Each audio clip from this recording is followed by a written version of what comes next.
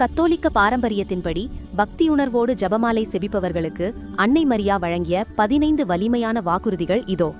1.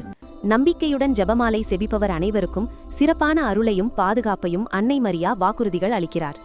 2. ஜெபமாலை என்பது தீமைக்கு எதிரான ஒரு வலிமையான கவசம்.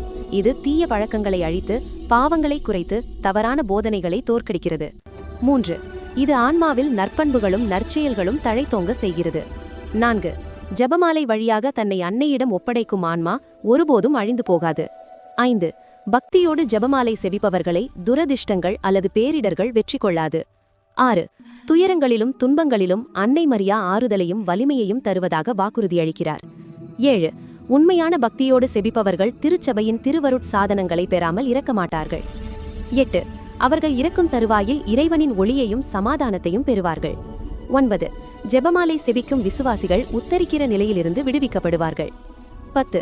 ஜெபமாலையின் பிள்ளைகள் விண்ணகத்தில் பெரும் மகிழ்ச்சியை அனுபவிப்பார்கள். 11. ஜெபமாலையின் வழியாக இறைவனின் திருவுளத்திற்கு உட்பட்ட நீங்கள் கேட்கும் அனைத்தையும் பெற்றுக்கொள்வீர்கள். 12. ஜெபமாலையை பரப்புபவர்களுக்கு அவர்களின் அனைத்து தேவைகளிலும் அன்னை மரியா உதவி செய்வார். 13.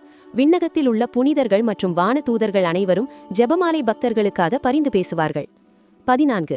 ஜெபமாலை செபிக்கும் அனைவரும் அன்னையின் அன்பு பிள்ளைகளாகவும் இயேசு கிறிஸ்துவின் சகோதர சகோதரிகளாகவும் இருப்பார்கள்.